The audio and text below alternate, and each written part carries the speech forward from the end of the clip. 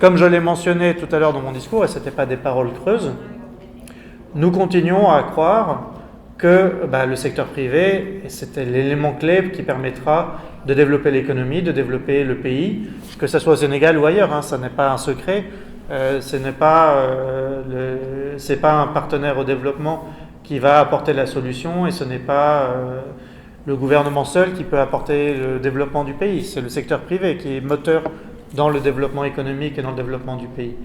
Donc clairement, c'est quelque chose dans lequel nous avons travaillé par le passé avec le Sénégal.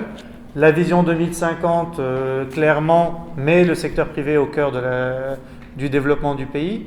Notre analyse, nos priorités, j'ai mentionné Global Gateway, j'ai mentionné cette initiative pour l'entrepreneuriat des jeunes et des femmes. Donc tout ça met le secteur privé, notamment les micro, petites et moyennes entreprises, au cœur de ce développement. Par contre, nous sommes au niveau de l'Union européenne un peu dans une phase charnière où des nouveaux instruments, donc des projets actuels se terminent, le P2R, nous en avons eu d'autres divers qui étaient mis en œuvre par d'autres partenaires, tous ces programmes-là se terminent et nous sommes en une nouvelle phase où on prépare des nouvelles activités, des nouveaux programmes. À la fin de l'année dernière, de nombreux instruments financiers ont été mis en place et approuvés et signés par la Commission européenne. Il y a 43 mécanismes dans le cadre du Fonds européen pour le développement durable.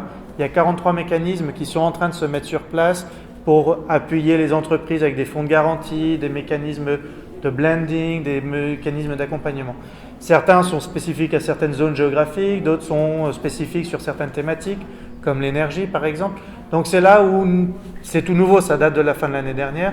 Donc nous au niveau de la délégation, Madame Cissé qui était ici plus tôt, est justement en train de digérer toutes ces informations-là pour qu'on puisse revenir vers vous prochainement en disant concrètement au Sénégal, qu'est-ce qu'on pourra appuyer, comment on pourra appuyer.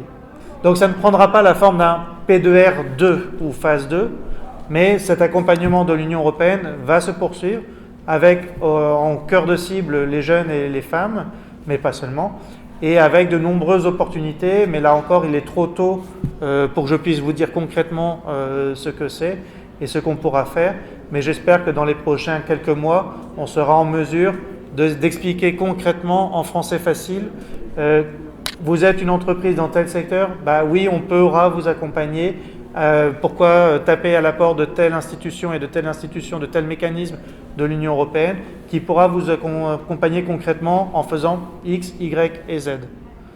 Donc voilà, donc c'est juste pour dire que notre appui va se continuer, ne prendra pas la forme d'un P2R2, mais d'autres formes sur base des nouveaux outils et instruments qui existent et sur lesquels nous sommes encore en train de réfléchir.